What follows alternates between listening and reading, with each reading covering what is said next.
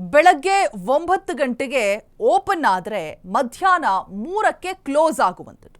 ವಿಜಯ್ ಸರ್ಕಾರದಿಂದ ಮತ್ತೊಂದು ವಿವಾದಿತ ಹೆಜ್ಜೆ. ತೂತುಕುಡಿ ಜಿಲ್ಲೆಯ ಹಳ್ಳಿಗೆ ನೀರಿನ ಟ್ಯಾಂಕರ್ ನಿರ್ಮಾಣ. 3000 ಲೀಟರ್ ಸಾಮರ್ಥ್ಯದ ನೀರಿನ ಟ್ಯಾಂಕ್ ಕಟ್ಟಬೇಕಿತ್ತು. ಬೆಳಗ್ಗೆ 9 ಗಂಟೆಗೆ ಓಪನ್ ಆದರೆ ಮಧ್ಯಾಹ್ನ 3 ಗಂಟೆಗೆ ಕ್ಲೋಸ್.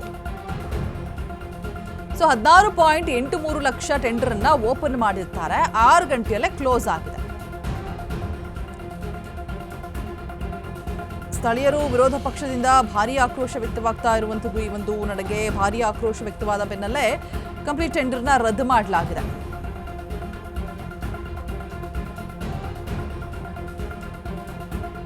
ವಿಜಯ್ ಸರ್ಕಾರದಿಂದ ಮತ್ತೊಂದು ವಿವಾದಿತ ಹೆಜ್ಜೆ ಅಂತಾನೆ ಹೇಳಬಹುದು. ಬಿಕಾಸ್ ಭಾರೀ ಆಕ್ರೋಶ ವ್ಯಕ್ತವಾದ ಬೆನ್ನಲ್ಲೇ ಟೆಂಡರ್ ಕೂಡ ರದ್ದಾಗಿದೆ. 3000 ಲೀಟರ್ ಸಾಮರ್ಥ್ಯದ ನೀರಿನ ಟ್ಯಾಂಕ್ ಕಟ್ಟಬೇಕಿತ್ತು. 16.83 ಲಕ್ಷ ಟೆಂಡರ್ನ ಓಪನ್ ಮಾಡಿರ್ತಾರೆ, 6 ಗಂಟೆಯಲ್ಲೇ ಕ್ಲೋಸ್ ಆಗಿದೆ. ಸ್ಥಳೀಯರು ಮತ್ತೆ ವಿರೋಧ ಪಕ್ಷದಿಂದ ಭಾರೀ ಆಕ್ರೋಶ ಹೊರಬಿದ್ದ ನಂತರ ವ್ಯಕ್ತವಾದ ನಂತರ ಅದರ ಬೆನ್ನಲ್ಲೇ ಇದೀಗ ಕಂಪ್ಲೀಟ್ ಆಗಿ ಟೆಂಡರ್ ರದ್ದಾಗಿದೆ. ಬೆಳಗ್ಗೆ 9 ಗಂಟೆಗೆ ಓಪನ್ ಆಗಿರುವಂಥದ್ದು, ಮಧ್ಯಾಹ್ನ 3ಕ್ಕೆ ಕ್ಲೋಸ್ ಆಗಿದೆ. ವಿಜಯ್ ಸರ್ಕಾರದಿಂದ ಮತ್ತೊಂದು ವಿವಾದಿತ ಹೆಜ್ಜೆ ಇದು. ತೂತುಕುಡಿ ಜಿಲ್ಲೆಯ ಹಳ್ಳಿಗೆ ನೀರಿನ ಟ್ಯಾಂಕರ್ ನಿರ್ಮಾಣ ವಿಚಾರವಾಗಿ ಟೆಂಡರ್ನ ಹಾಕಲಾಗಿತ್ತು, ಬಟ್ ಮತ್ತೆ ಕ್ಲೋಸ್ ಆಗಿರುವಂಥದ್ದು.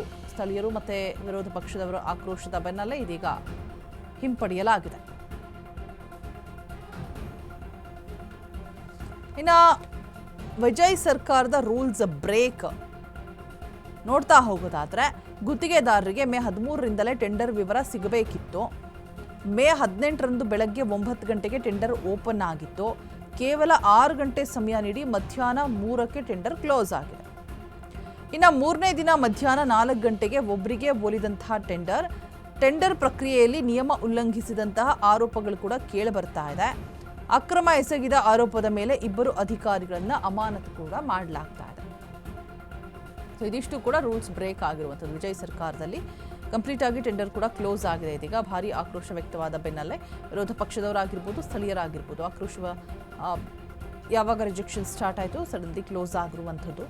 ರೂಲ್ಸ್ ಬ್ರೇಕ್ ಯಾವ್ದ್ಯಾವುದು ಅಂತ ನೋಡ್ತಾ ಹೋಗೋದಾದರೆ, ಗುತ್ತಿಗೆದಾರರಿಗೆ ಮೇ 13ರಿಂದ ಟೆಂಡರ್ ವಿವರ ಸಿಗಬೇಕಿತ್ತು, ಅಲ್ಲೂ ಕೂಡ ಎಡವಟ್ ಆಗಿದೆ. ಮೇ 18ರಂದು ಬೆಳಗ್ಗೆ 9 ಗಂಟೆಗೆ ಟೆಂಡರ್ ಓಪನ್ ಆಗಿರುವಂಥದ್ದು.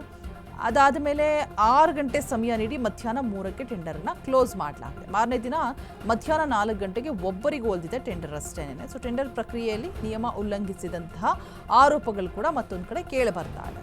ಇನ್ನು ಅಕ್ರಮ ಎಸಗಿದಂತಹ ಆರೋಪದ ಮೇಲೆ 2 ಅಧಿಕಾರಿಗಳನ್ನು ಕೂಡ ಅಮಾನತು ಮಾಡಲಾಗಿದೆ. ಸೊ ಇದಿಷ್ಟು ಕೂಡ ಪ್ರಾಬ್ಲಮ್ಸು, ರೂಲ್ಸ್ ಬ್ರೇಕ್ ಆಗಿರುವಂಥದ್ದು, ಫೇಸ್ ಮಾಡ್ತಾ ಇರುವಂಥದ್ದು. ಸೊ ಏನೋ ಒಂದು ಹೊಸದನ್ನ ಆರಂಭ ಮಾಡುವಾಗ ಮತ್ತೆ 2 ವರ್ಷದಲ್ಲಿ ಆ ಒಂದು ಪಕ್ಷದನ್ನ ಕಟ್ಟಿ ಇಷ್ಟು ಎತ್ತರಕ್ಕೆ ಬೆಳೆದ್ಬಿಟ್ಟು ಒಂದು ಜವಾಬ್ದಾರಿಯನ್ನು ತೆಗೆದುಕೊಂಡು, ಹಾಗೆ ಪ್ರತಿಯೊಂದು ಇಡ್ತಾ ಇರುವಂತಹ ಹೆಜ್ಜೆ, ತೆಗೆದುಕೊಳ್ತಾ ಇರುವಂತಹ ಡಿಸಿಷನ್ಸ್ ಆಗಿರ್ಬೋದು, ವಿಜಯ್ ಎಲ್ಲ ರಾಜ್ಯಗಳು ಕೂಡ ಅವ್ರ ಹತ್ರ ತಿರುಗಿ ನೋಡುವಂತೆ ಮಾಡ್ತಾ ಇದೆ.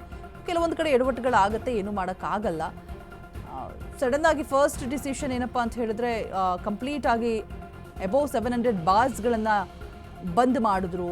ಬೇರೆ ರಾಜ್ಯದ ಮಹಿಳೆಯರು ಕೂಡ ನಮ್ಮಲ್ಲೂ ಕೂಡ ಈ ರೀತಿಯಾಗಿ ಮಾಡಿ ಅಂತ ಹೇಳಿದ್ರು. ಇಲ್ಲಿ ಏನೋ ಎಡವಟ್ಟು ಆಗಿದೆ.